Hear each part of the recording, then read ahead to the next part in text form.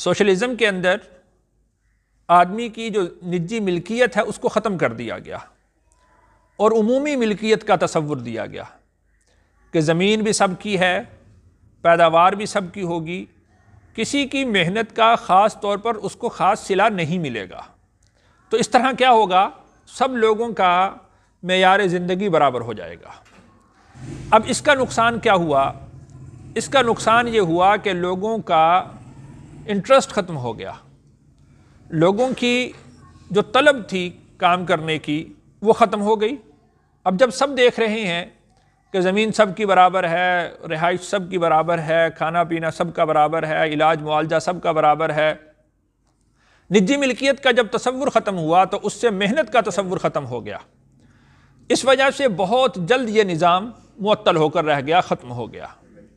اس کے مقابلے کے اندر ایک دوسرا نظام آیا کہ جس کو کیپٹلزم کہا جاتا ہے۔ کیپٹلزم میں نجی ملکیت کا تصور آیا، آزاد تجارت کا تصور آیا، آزاد ملکیت کا تصور آیا۔ ایک آدمی جتنا پیسہ کمانا چاہتا ہے، جتنا کما سکتا ہے وہ کما سکتا ہے اور اس کو اپنی ملکیت میں لے سکتا ہے۔ اس کا نقصان یہ ہوا کہ مالدار وہ مالدار سے مالدار ہوتا رہا اور غریب غریب سے غریب تر ہوتا رہا، امیر امیر سے امیر تر ہوتا رہا۔ اس طرح جو مال ہے وہ چند ہاتھوں کے درمیان میں سمٹ گیا۔